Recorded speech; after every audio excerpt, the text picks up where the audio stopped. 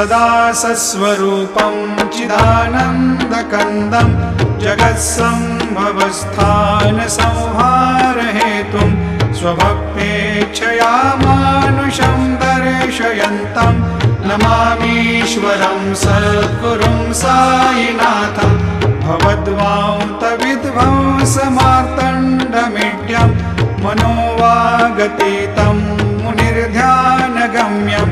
जगद्व्यापकं निर्मलं निर्गुणत्वां नमामीश्वरं सद्गुरुं साईनाथं भवाम्भोधिमग्नार्दितानां जनानां स्वपादाश्रितानां स्वभक्तिप्रियाणां समुद्धारणार्थं कलौ सम्भवन्तं